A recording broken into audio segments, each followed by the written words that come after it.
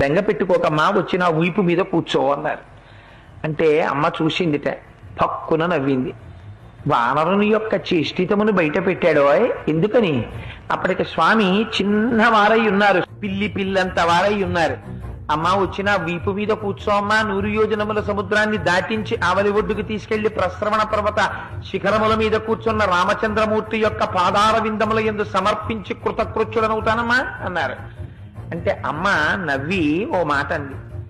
ఎంత మాట అన్నావోయ్ హనుమా, నువ్వే ఇంత స్వరూపమా, నీకో ఇంత వీప, ఆ వీపు మీద నేను కూర్చోనా, నువ్వు నన్ను తీసుకెడతావా, నీ వానర బుద్ధి బయట పెట్టావోయ్ అంది. అంటే పాపం అంతకు ముందు ఎవరి చేత అధిక్షేపింపబడి ఎరగడు మహానుభావుడు. అంత మాట అనేసింది అమ్మ నన్ను. ఇదే నా స్వరూపం అనుకుంటోంది, నా స్వరూపం ఏమిటో అమ్మకి చూపించాలనుకున్నాడు.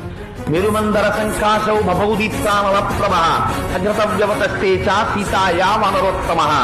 ఒక్కసారి మేరుపర్వత శిఖరాలు ఆకాశాన్ని చుంబిస్తూ ఎలా ఉంటాయో అంత స్వరూపాన్ని పొందేసి పెద్ద పెద్ద పాదాలతో, పిక్కలతో, మోకాళ్లతో, బలిసినటువంటి తొడలతో, సన్నటి నడువుతో, విశాలమైనటువంటి వక్షస్థలంతో, శంఖం లాంటి కంఠంతో, కాల్చిన పెనం లాంటి ముఖంతో, వాడి అయినటువంటి కోరలతో, పచ్చటి కన్నులతో, పెద్ద శిరోజములతో, మహానుభావుడు పరిగల వంటి భుజములతో, పెద్ద పెద్ద వేళ్లతో, అంతంత అరిచేతులతో స్వామి నిలబడేటప్పటికీ అంత పైకి చూసి అమ్మ ఆశ్చర్యపోయింది.